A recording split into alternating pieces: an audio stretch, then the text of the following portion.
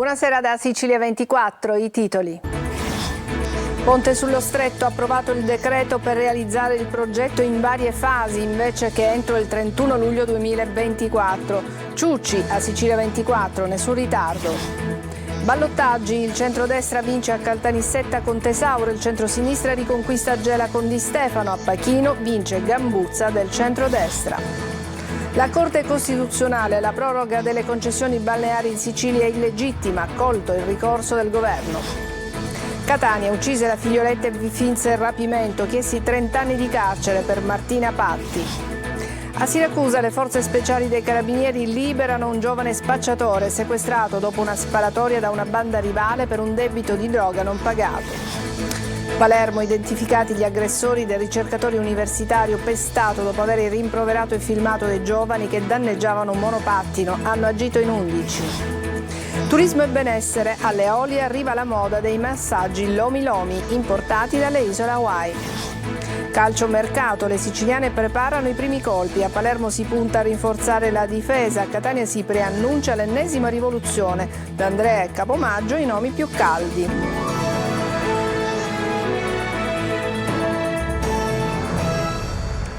Bentrovati, in primo piano ancora la realizzazione del ponte sullo Stretto, approvato al Consiglio dei Ministri il decreto infrastrutture che autorizza il Ministero ad approvare il progetto esecutivo del ponte di Messina anche per fasi costruttive, invece che entro il 31 luglio del 2024, come previsto inizialmente. Sulle novità e i ritardi relativi all'opera, in esclusiva al nostro TG l'amministratore delegato dello Stretto di Messina, Pietro Ciucci, replica alle polemiche sulla sicurezza del ponte. L'intervista è di Emanuela Corsi.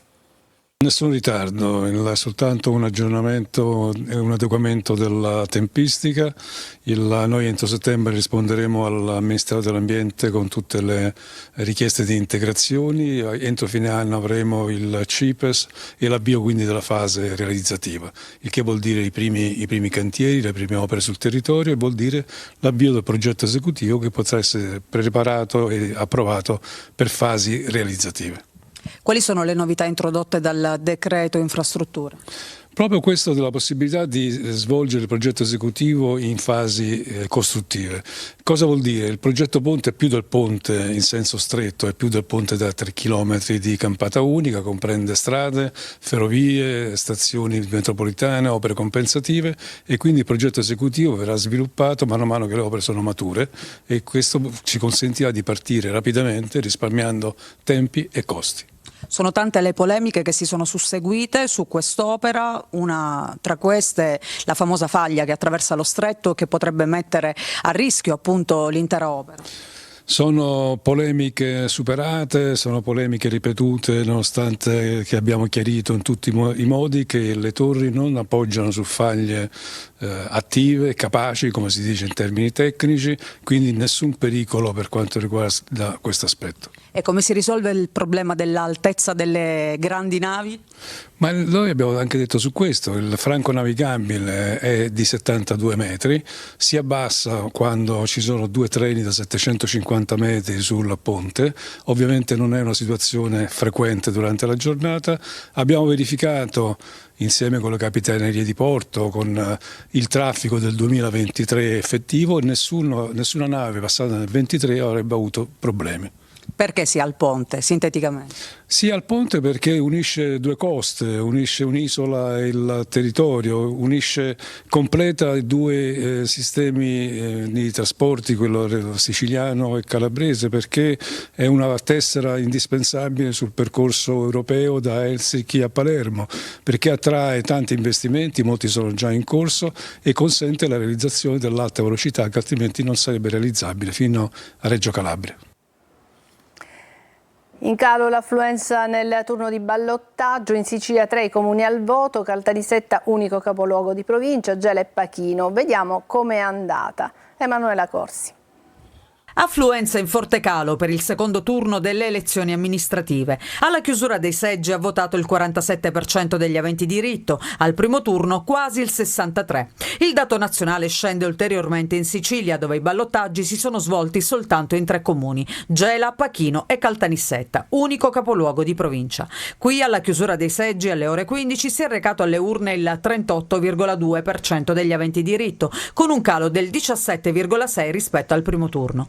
Ad essere eletto Walter Calogero Tesauro, candidato del centrodestra.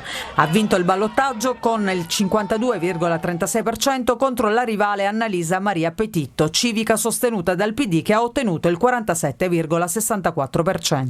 Sarò il cittadino di tutti, senza colore e senza partito. Io sarò per tutta la città, nessuno escluso. Le idee non hanno colore politico. A Gela, comune di 75.000 abitanti in provincia di Caltanissetta, vince il centro-sinistra con Giuseppe Terenziano Di Stefano, con il 61,11%, che ha battuto la candidata del centrodestra Grazia Rita Cosentino, che ha ottenuto invece il 38,89% delle preferenze. Abbiamo portato avanti quello che era il nostro motto, di lavorare con la testa, con il cuore e con le gambe, e questo ci ha permesso di ottenere questo grande risultato. A Pachino per soli 10 voti il nuovo sindaco Giuseppe Gambuzza. Al ballottaggio ha superato la sfidante Barbara Fronterrè, che entrerà invece in consiglio comunale. Brutte notizie per i titolari di concessione balneare in Sicilia. La Corte Costituzionale ha accolto il ricorso del governo contro la regione siciliana, ritenendo illegittima la proroga delle concessioni balneari. Sentiamo Francesco Triolo. La proroga del termine per la presentazione delle domande di rinnovo delle concessioni balneari della Regione Sicilia è illegittima. Lo ha deciso una sentenza della Corte Costituzionale, che ha accolto il ricorso del governo, che rimproverava al legislatore siciliano di aver ecceduto dalle competenze violando la direttiva Bolkestein. Il differimento al 30 aprile 2023 del termine di presentazione, secondo il governo, corrobora la proroga delle concessioni demaniali fino al 31 dicembre 2033, nonostante la legge statale avesse abrogato nel 2022 la proroga fino a quella data. La Corte ha quindi rilevato che rinnovare anche la possibilità di presentazione delle domande finisce con l'incidere sul regime di durata dei rapporti in corso, perpetuandone il mantenimento e quindi rafforzando la barriera in entrata per nuovi operatori economici. Un verdetto che arriva in mancanza di una normativa esaustiva. Ed entra in gioco anche la Corte dei Conti. In molti casi i canoni annuali sono irrisori e, secondo un rapporto proprio della Corte dei Conti, da oltre 12.000 concessioni lo Stato incassa ogni anno appena 92 milioni di euro, una media di circa 7.600 euro a stabilimento, a fronte di fatturati medi stimati in 260.000 euro annui. E veniamo all'emergenza rifiuti, mercati storici aperti a Catania, ma il sindaco Trantino chiede collaborazione agli operatori per evitare la chiusura. Abbiamo sentito l'umore dei commercianti. Sentiamo con Tonino De Mana. Nessuna chiusura per fiera e pescheria, ma dovranno essere rispettate le regole e soprattutto prevalga il buonsenso. Con la raccolta in tilt per la chiusura della discarica, il sindaco Trantino detta le condizioni e chiede collaborazione agli operatori dei mercati storici per fronteggiare l'emergenza. Il destino è ora nelle loro mani, differenziare i rifiuti in maniera corretta, l'unica soluzione. Alle 6:30 di buon mattino il sindaco Trantino ha incontrato voi, cosa vi ha detto? Ci ha detto dove dobbiamo andare a buttare il cartone, l'organico, l'indifferenziato. Speriamo che questa sia la volta buona, che ci mettiamo la testa a posto tutti quanti e iniziamo a fare la differenziata come è giusto che sia. Noi ci mettiamo i nostri impegni e lui anche sta mettendo impegni, che mette il camion qua per la sporcizia, cosa. Siamo una persona per ogni posto, non possiamo portare l'immondizia nei punti di ritrovo. I signori della Gemma, noi paghiamo le tasse, il suolo pubblico, la tassa delle spazzature, si devono organizzare, devono prendere degli operatori che vengono nei propri posti e vengono a portare l'immondizia nei casoloni, perché è impensabile fare così. Tra piazza Carlo Alberto, cuore pulsante del mercato, e via Verdi sono stati collocati furgoni per la raccolta della spazzatura. Un sacchetto di plastica appoggiato ad un cartone indicano la tipologia del rifiuto. Poco più avanti un altro altro mezzo è riservato all'umido. Stesso clima di collaborazione tra amministrazione comunale e operatori si respira alla pescheria, meno affollata del solito. Ad esempio noi già abbiamo messo una vasca con il sacco umido da una parte, plastica da un'altra parte, perché di solito in pescheria di più si fa umido e plastica. Turisti attratti dai mercati storici dove però sacche di inciviltà e abusivi sfregiano ogni cosa. 2 esempi, le microdiscariche in via Pacini e Candio e lo scempio ai piedi della Basilica del Carmine, dove chi siede sulla scalinata non gode certo di uno spettacolo edificante. 30 anni di reclusione, la richiesta di condanna della Procura di Catania per Martina Patti, la 25enne rea confessa dell'omicidio della figlia Elena di quasi 5 anni, uccisa con arma da taglio nel giugno del 2022 e seppellita in un campo vicino casa a Mascalucia. L'accusa le contesta i reati di omicidio premeditato, aggravato, occultamento di cadavere e simulazione di reato. I nonni paterni e il padre della piccola vittima si sono costituiti parte civile. La donna avrebbe ucciso la piccola nel luogo del ritrovamento, un campo abbandonato vicino casa, e poi avrebbe finto il sequestro della bambina all'uscita dall'asilo. Martina Patti ha confessato il delitto ma non ha mai spiegato il movente. Un 69enne che ha tentato di abusare di una donna russa da tempo residente a Catania che stava facendo il bagno nella scogliera di Aci Castello è stato arrestato per violenza sessuale dai carabinieri della locale stazione. I militari dell'Arma sono intervenuti dopo la segnalazione al 112 di un passante. Lo hanno bloccato mentre stava aggredendo la vittima che si era ribellata e urlava chiedendo aiuto. Colpi di arma da fuoco, un rapimento e 2 arresti alla base di un debito di droga. Accade tra Scicli e Siracusa. I carabinieri del nucleo investigativo di Ragusa e della compagnia di Modica hanno liberato l'ostaggio, individuato e arrestato i responsabili. Veronica Barbarino. 2 colpi di arma da fuoco sparati giovedì scorso nel quartiere Iungi a Scicli. Partono da qui le indagini dei carabinieri del nucleo investigativo di Ragusa e della compagnia di Modica, che hanno portato alla liberazione di un ostaggio, a 2 arresti e al sequestro di 4 kg di hashish dal valore di 15.000 euro. Alla base della lite tra giovani modicani e siracusani il mancato pagamento di una partita di droga a favore di quest'ultimi, che giunti a Scicli, oltre a sparare all'indirizzo dei componenti del gruppo locale, ne presero uno in ostaggio con lo scopo di indurre i suoi sodali a restituire lo stupefacente di cui erano impossessati o a corrisponderne la cifra del valore commerciale.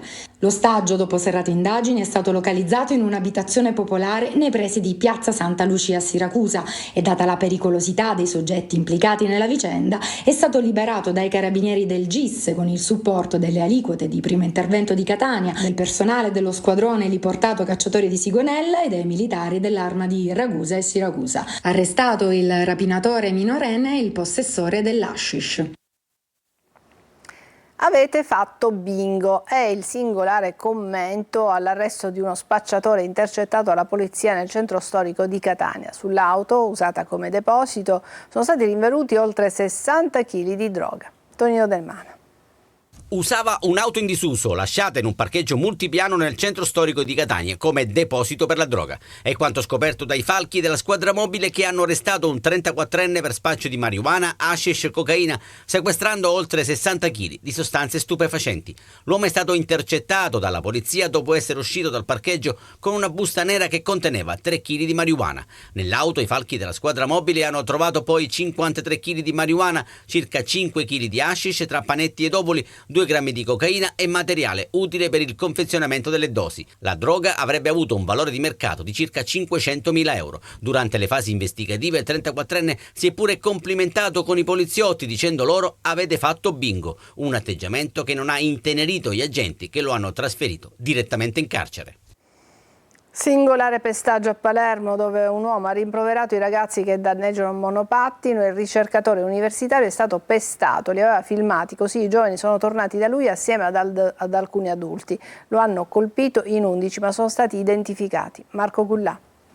Dalle parole agli insulti e poi l'aggressione, un altro sabato sera di violenza a Palermo. Un avvocato e ricercatore universitario è stato aggredito selvaggiamente davanti al Teatro Massimo. Una decina di persone lo hanno picchiato a sangue, provocandogli ferite al volto e una frattura al naso. Il legale aveva rimproverato un gruppo di ragazzi perché stavano danneggiando un monopattino in via Ruggero VII. Non è chiaro se si trattasse di un atto di vandalismo o se volessero rubarlo. Ai ragazzi ha detto che stava filmando tutto e così ha fatto. Poco dopo, mentre stava rientrando a casa in compagnia della fidanzata, il ricercatore è stato accerchiato da 11 persone. Oltre ai giovani c'erano anche degli adulti che lo hanno colpito con diversi pugni in faccia. Gli agenti di polizia hanno acquisito le immagini e identificato gli aggressori. Sono tutti palermitani e di un centro della provincia. Il ricercatore dovrà essere invece operato al naso. Un altro episodio di estrema violenza nel centro di Palermo. Di giorno meta di turisti, come vediamo, la sera invece luogo incontrollabile.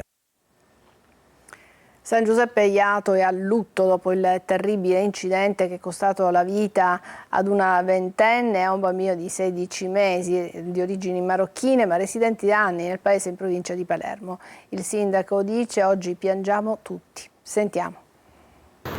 San Giuseppe Jato è un paese sconvolto dopo il terribile incidente che è costato la vita alla ventenne Salma El Moakit e al nipote di 16 mesi. Vivevano ormai da anni a San Giuseppe Jato, erano residenti conosciuti da tutta la comunità. Alla guida della Fiat Punto, finita contro il guardrail prima dello svincolo per Giacalone, nella strada statale Palermo-Sciacca c'era Miriam Ianale, la madre del bimbo. Le sue condizioni sono ancora gravi, ma non dovrebbe essere più in pericolo di vita. Oggi San Giuseppe piange 2 figli. Oggi piangiamo 2 giovani vittime, un bambino di pochi mesi più una ragazza adolescente che perdono la vita nel fiore degli anni, tornando da una serata che doveva essere una serata di divertimento. Le nostre comunità sono scosse. E quindi siamo vicino alle famiglie e soprattutto raccomandiamo ai giovani di essere molto prudenti. Gli esami tossicologici eseguiti in ospedale sulla ragazza che era alla guida hanno accertato la presenza di un tasso di alcol di 1,35 microgrammi per litro, mentre il limite è 0,50. Per i neopatentati, per i primi 3 anni, deve essere 0. Il dato confermerebbe che la giovane alla guida avesse bevuto durante la serata trascorsa a Palermo. Nell'auto viaggiava anche Chiara, di 20 anni, incinta, seduta dietro, che è rimasta ferita, ma le sue condizioni non sono gravi. Adesso una brevissima pausa, ci vediamo tra poco.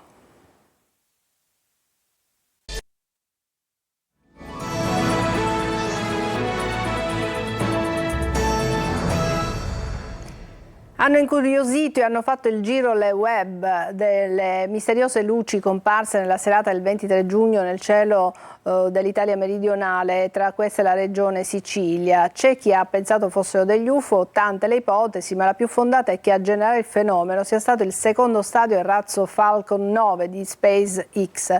Il grande alone azzurrognolo in cielo erano i gas espulsi dai motori, ben visibili al pari del raggruppamento di satelliti Starlink per le connessioni internet. Con il lancio del 23 giugno, SpaceX di Elon Musk ha raggiunto la cifra record di 1000 Starlink lanciati nei primi 6 mesi del 2024. In pochi anni hanno superato quota 6.000 unità, pensate. Adesso andiamo alle Eolie, tempo d'estate, di viaggio e di relax. Alle Eolie il benessere coincidere con il buon cibo e le passeggiate immerse nella natura, ma i turisti possono trovare anche una delle tendenze più forti del momento, il massaggio Lomi Lomi, che arriva direttamente dalle Hawaii. Eva Spampinato. Al mattino presto e tu ti sei svegliata in questa isola meravigliosa, prendi il primo pareo che trovi e decidi di scendere in mezzo a queste rocce vulcaniche dello Scario.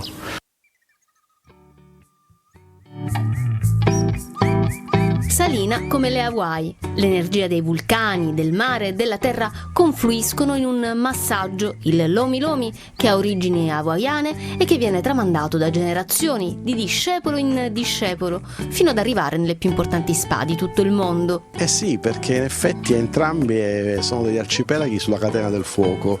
Gli Hawaii hanno questo meraviglioso rituale di benvenuto che è il massaggio Lomi Lomi, la aloha, no? Ma a Salina, nelle Olie, si fa en plein air. È uno dei massaggi olistici energetici tra i più belli del mondo, offrendolo proprio con questi elementi naturali, le stelle, il mare e i vulcani. Rilassante e coinvolgente, il Lomi Lomi rigenera il corpo e la mente e a Salina gli oli utilizzati sono a chilometro zero. Qui ho trovato la possibilità di utilizzare un olio d'oliva per il massaggio fatto con le olive proprio di Salina e anche un olio fatto dai noccioli del Malvasia, ed è un massaggio che interviene sia sull'equilibrio dei 7 chakra principali e chiaramente sistemano anche degli aspetti di tipo assolutamente patologico. Le olie secondo me sono veramente nel Mediterraneo il giusto punto d'arrivo per ricevere un benessere a tutto campo. Bene, adesso una pausa e poi parleremo di calciomercato.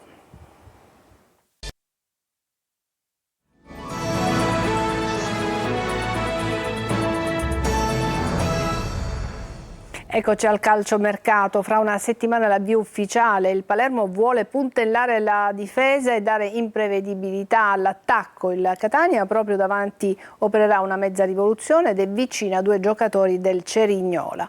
Marco Carli. Difesa ma anche fantasia per l'attacco. Il Palermo vuole mettere i tasselli giusti. In porta i rosa puntano Fulignati del Catanzaro, ma non è così facile. Per la retroguardia resta vivo il nome di Ferrari. Differenza fra domanda e offerta, ma fiducia in casa Palermo per Van de Putte, un giocatore che guardando i numeri dell'ultima stagione, 9 gol, 14 assist, può far fare il salto di qualità. La società calabrese valuta l'ala offensiva 3,5 milioni o 4. Il Palermo ne offre 3. I rosanero stringono e seguono Carissoni, esterno difensivo di destra del Cittadella. Per la Serie C, Catania che guarda le conferme: Beters, Castellini, Quaini, Buà, Zammarini e Cianci. Alcuni, come Teio e Cicerelli, saranno valutati in ritiro ad Assisi dal 14 luglio dopo le visite mediche in sede. A centrocampo, Carpani, mediano ma anche trequartista, può essere considerato come uno dei giocatori più vicini al rosso-azzurro. Così come Capomaggio, su cui il Catania avrebbe sopravanzato l'Avellino. Dal Cerignola in arrivo anche l'attaccante D'Andrea, 15 gol nell'ultima stagione. A centrocampo resta vivo il nome di De Rose, in attacco piacciono Corazza e Manconi. E poi c'è Artistico. Il Catania ha formulato la sua offerta e vuole il giocatore, ma si aspetta una risposta altrettanto convinta. Sempre situazione di stallo in casa Messina, dichiarata non idonea dalla società l'offerta di Minore, smentito l'incontro con Mannino, il club resta in mano a Sciotto, ma come spesso succede a giugno resta anche fermo. Sono trascorsi 2 mesi dalla salvezza matematica e ancora vanno definite le figure del DG, potrebbe essere Provenzano, e del direttore sportivo, Chiavaro, Calaiò, Pavone e Pellegrino, i nomi che circolano. Chiudiamo col Trapani, che invece è molto attivo, addirittura d'arrivo la trattativa per Benassai, difensore centrale nell'ultima stagione a Lucca. Per la porta viene fuori anche il nome di Antonio Donnarumma, ma la concorrenza è tanta. Ci fermiamo qui, è tutto per questa edizione di Sicilia 24. Grazie per averci seguito, buona serata.